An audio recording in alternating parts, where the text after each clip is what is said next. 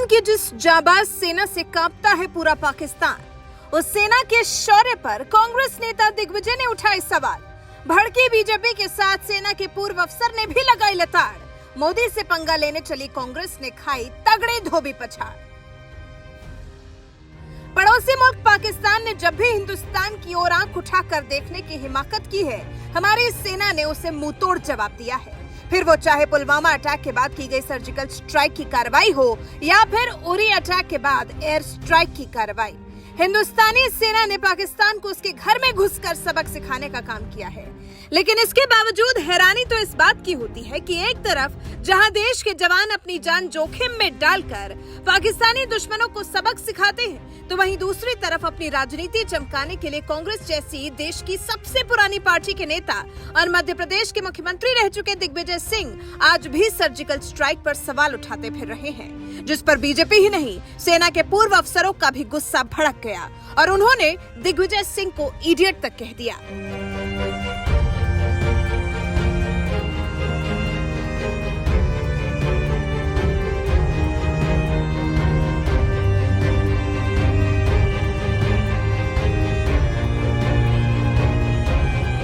साल 2016 के सितंबर महीने में जब भारतीय सेना ने सर्जिकल स्ट्राइक की थी, उस वक्त भी तमाम सियासी नेता सर्जिकल स्ट्राइक के सबूत मांगते फिरते थे, जिसके बाद सेना ने खुद सर्जिकल स्ट्राइक का वीडियो जारी किया था।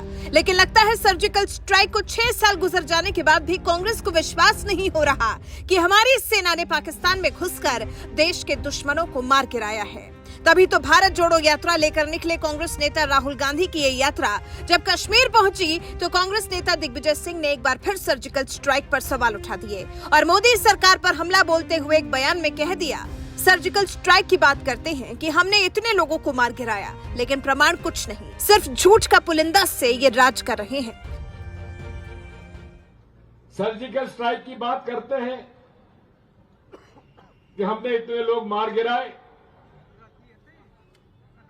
लेकिन प्रमाण कुछ नहीं, केवल झूठ का पुलिंदा से ये राज कर रहे हैं। मैं आपसे कहना चाहता हूं, ये देश सबका है। मोदी सरकार को कोसते कोसते कांग्रेसी नेता दिग्विजय सिंह ने सीधे सर्जिकल स्ट्राइक पर सवाल उठा दिया, जिससे बीजेपी पूरी तरह से भड़क गई और मध्य प्रदेश के सीएम शिवराज सिंह चौहान ने तो यहां तक कह दिया कि कांग्रेस का डीएनए ही पाकिस्तानी परस्ती है। कभी सर्जिकल स्ट्राइक तो कभी राम के अस्तित्व तो कभी राम सेतु के सबूत मांगते हैं।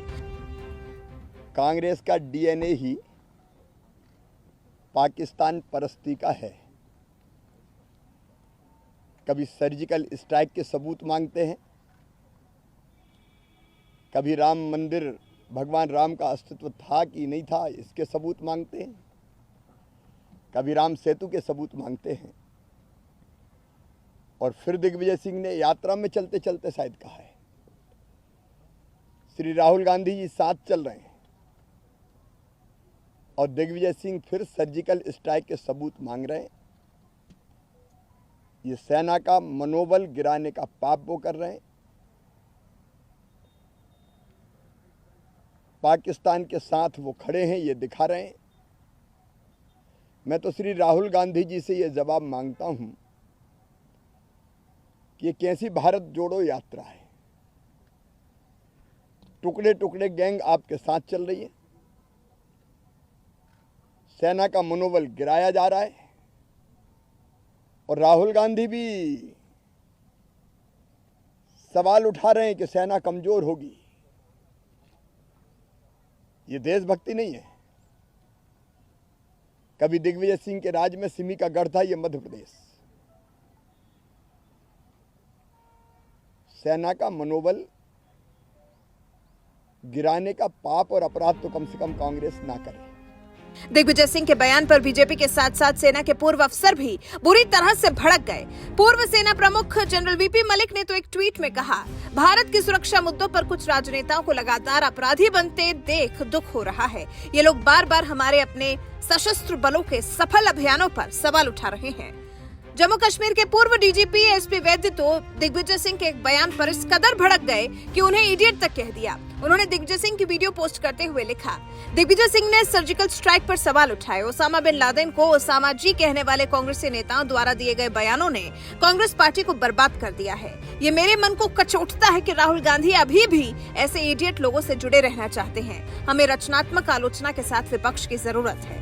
कांग्रेस नेता दिग्विजय ने सर्जिकल स्ट्राइक पर सवाल उठाकर ये सोचा होगा कि उन्होंने मोदी सरकार को बुरी तरह से घेर लिया है, लेकिन उनका ये दाव उन्हीं पर भारी पड़ गए और बीजेपी नेताओं के साथ ही सेना के अफसरों और पुलिस अफसरों ने भी उन्हें जमकर लताड़ा। इतना ही नहीं, हैरानी की बात तो ये भी है कि दिग्विजय सिंह की पार्टी कांग्रेस भी सर्जिकल स्ट्राइक वाले बयान पर उनके साथ खड़ी नजर नहीं आई और कांग्रेस के दिग्गज नेता जयराम रमेश ने खुद एक ट्वीट में बताया कि दिग्विजय सिंह की टिप्पणी उनके निजी विचार है और पार्टी द्वारा इसका समर्थन नहीं किया गया है। यूपीए सरकार द्वारा 2014 से पहले सर्जिकल स्ट्राइक की गई थी। सैन्य कार्रवाइयां जो राष्ट्रीय हित में है, कांग्रेस ने इस सभी का समर्थन किया है और आगे भी करती रहेगी। अगले साल लोकसभा चुनाव होने वाले हैं और इस चुनाव से पहले जिस तरह से कांग्रेस ने सर्जिकल स्ट्राइक पर सवाल उठाकर अपनी धुर विरोधी पार्टी बीजेपी को घेरने की कोशिश की है, उसके इस कदम से कांग्रेस की जमकर फजीहत हो रही है, क्योंकि कम से कम सर्जिकल स्ट्राइक पर सवाल उठाने से पहले कांग्रेस नेता दिग्विजय सिंह को एक बार पाकिस्तान के प्रधानमंत्री शहबाज शरीफ का वो बयान याद कर लेना चाहिए था जब उन्होंने खुद ये बात स्वीकार करते हुए कहा था कि भारत के साथ अब तक हमारे 3 युद्ध हो चुके हैं। हर युद्ध में लोगों को सिर्फ दुख, गरीबी और बेरोजगारी मिली है। हमने अपना सबक सीख लिया है और हम भारत के साथ शांति से रहना चाहते हैं। पाकिस्तान के प्रधानमंत्री का ये बयान बता रहा है कि हिंदुस्तान और यहाँ सेना से पड़ोसी मुल्क पाकिस्तान कितना खौफ खाने लगा है और कांग्रेस जैसी पार्टी के नेता उसी सेना से सर्जिकल स्ट्राइक पर सवाल उठाकर सेना की ताकत पर संदेह कर रहे हैं। बहरहाल, इस पूरे मामले पर आपका क्या कुछ कहना है? अपनी राय हमें कमेंट कर जरूर बताएं। कांग्रेस पार्टी फिर से अपना असली चेहरा, चरित्र, चाल दिखाते हुए, अपने असली डीएनए को दिखाते हुए सेना के मनोबल पर चोट करती है। दिग्विजय सिंह, उनके वरिष्ठ नेता, सवाल और सबूत मांगते हैं सर्जिकल स्ट्राइक पर। वही सर्जिकल स्ट्राइक जिसको पूरी दुनिया ने माना है, यहाँ तक कि पाकिस्तान भी मजबूर हुआ है मानने के लिए, जिसको डीजीएमओ ने अनाउंस किया था, किसी राजनीतिक व्यक्ति ने नहीं। ऐसी सेना से सवाल और सबूत पूछने का काम फिर से किया जा रहा है। पहले इसको खून की दलाली और सर्जिकल स्ट्राइक कहा गया, बालाकोट एयर स्ट्राइक में चील कौवे मरे ये तक कहा गया। जिस प्रकार से सेना के मनोबल पर चोट करने के लिए राहुल गांधी ने कहा कि सेना पिट के आ गई, तवांग, गलवान, डोकलाम, सब जगह जहां पर सेना ने शौर्य दिखाया वहां पे उनके शौर्य को नीचा किया गया और आज फिर से ये कुत्सित प्रयास किया जा रहा है। और कांग्रेस पार्टी पुलवामा का भी दोष भारत पर डालने का प्रयास करती है। पहली बार नहीं है ये, इससे पहले भी 26/11 का दोष भारत पर डालने की कोशिश की गई, समझौते का दोष, समझौता ब्लास्ट का दोष भारत पर डालने की कोशिश की गई, पाकिस्तान को क्लीन चिट देने की कोशिश की गई।